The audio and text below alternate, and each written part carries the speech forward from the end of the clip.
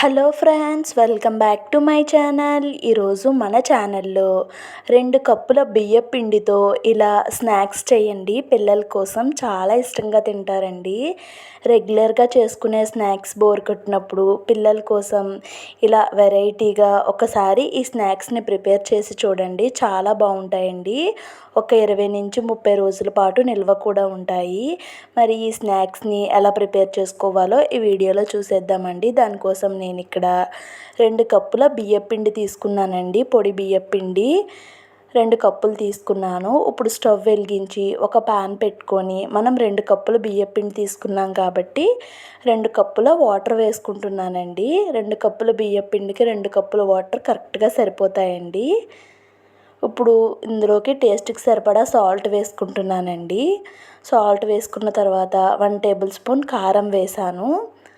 కారం వేసిన తర్వాత 1/2 టేబుల్ స్పూన్ అయితే రెడ్ చిల్లీ ఫ్లేక్స్ అండి. అంటే ఎండుమిర్చిని మిక్సీ చేసుకుంటే పౌడర్ వస్తుంది కదండి, అదే రెడ్ చిల్లీ ఫ్లేక్స్ అనమాట. తర్వాత కొంచెం వాము, ఒక పెద్ద గరిటెడు నువ్వులు వేసానండి. తర్వాత ఇలాగా చిన్న చిన్న ముక్కలుగా కట్ చేసుకున్న కరివేపాకు, 1 టేబుల్ స్పూన్ రిఫైండ్ ఆయిల్ అండి.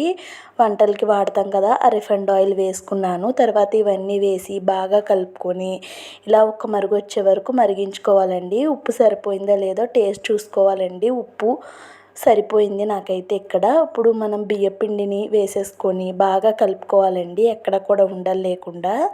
1 నిమిషం పాటు ఉడికిన తర్వాత మనం వెంటనే స్టవ్ని అయితే ఆఫ్ చేసేసుకోవాలండి. 1 నిమిషం ఉడికించుకున్న తర్వాత స్టవ్ ఆఫ్ చేసుకుంటే ఆ వేడికే మిగతా పిండి మనకి ఉడికిపోయినట్టుగా అయిపోతుందండి. ఇప్పుడు మూత పెట్టి ఒక 5 నిమిషాల పాటు అలా వదిలేసుకోవాలి. 5 నిమిషాల తర్వాత దీన్ని మీకు చేత్తో వీలైతే చేత్తో, లేదు అనుకుంటే ఇలా గరిటెతో కలుపుకోవచ్చండి. నేను చేత్తో కలుపుతుంటే నాకు చెయ్యి కాలినట్టుగా అనిపిస్తుంది. అందుకోసం ఇలా వాటర్ పక్కన పెట్టుకొని చెయ్యిని తడుపుకుంటూ మనం పిండిని కలుపుకుంటే ఈజీగా మనం కలిపేసుకోగలుగుతామండి. వేడి కాస్తుంది. చెయ్యిని తడుపుకుంటూ మనం కలిపేసుకోవాలండి. చూడండి, ఇక్కడ నేను చెయ్యిని తడుపుకుంటూ పిండి మొత్తాన్ని కూడా ఇలా చపాతీ ముద్దలో అయితే కలిపేసుకున్నాను. మనకి సాఫ్ట్గా ఉంటుందండి పిండి. ఈ విధంగా ఒక ముద్దను తీసుకొని మిగతా పిండి మీద మూత పెట్టి పక్కన పెట్టుకున్నానండి. ఇలా ఒక బల్ల తీసుకున్నాను. కొంచెం ఆయిల్ అయితే ఆ బల్లకి అప్లై చేసి మన హ్యాండ్కి కూడా అప్లై చేసుకోవాలండి. చేసి ఈ విధంగా మనం తాలికలు ఎలా చేస్తామో అలా పొడవుగా చేసుకోవాలండి. మరీ లావుగా కాకుండా మరీ మందంగా కాకుండా మీడియంగా చేసుకోవచ్చండి. చూడండి, ఈ విధంగా చేసుకొని మనకి ఫోర్క్ స్పూన్ ఉంటుంది కదండి, నూడిల్స్ కట్టా తింటూ ఉంటారు కదా పిల్లలు. ఈ నూడిల్స్ స్పూన్ అయితే అందరి దగ్గర అవైలబుల్గా ఉంటుంది. దాంతో చూడండి, నేను చెప్పే కన్నా కూడా మీకు వీడియోలోనే చూస్తుంటే క్లియర్గా తెలుస్తుంది అనుకుంటున్నాను.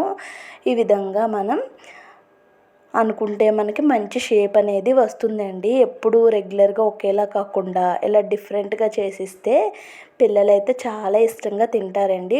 టేస్ట్ కూడా చాలా బాగుంటుంది. చూడండి, ఈ విధంగా నేను నీట్గా చాక్తో అయితే కట్ చేసేసుకుంటున్నాను.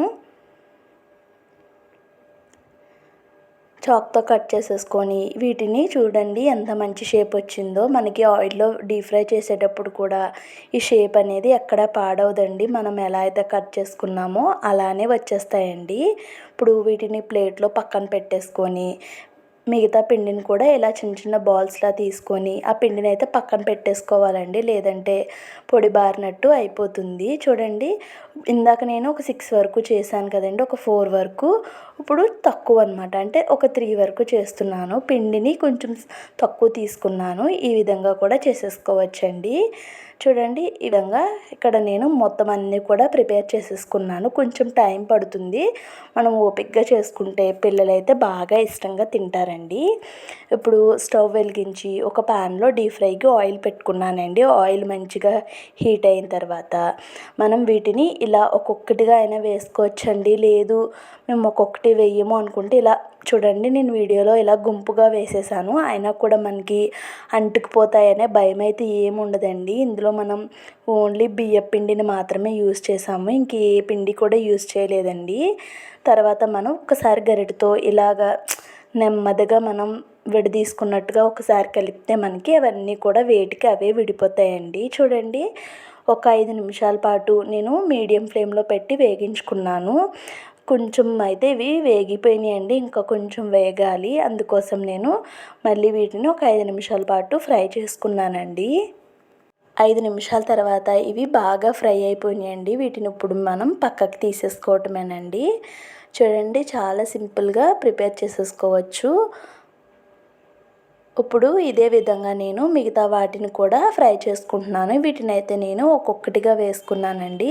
మీకు ఎలా వీలైతే అలా వేసుకోవచ్చు. చాలా ఈజీగా అప్పటికప్పుడు 2 కప్పుల బియ్యపు పిండితో పిల్లలకి డిఫరెంట్గా చేయాలి అనుకుంటే ఒక్కసారి ఈ రెసిపీని డెఫినెట్గా ట్రై చేయండి. ఇవైతే ఒక 20 నుంచి 30 రోజుల పాటు నిల్వ కూడా ఉంటాయి.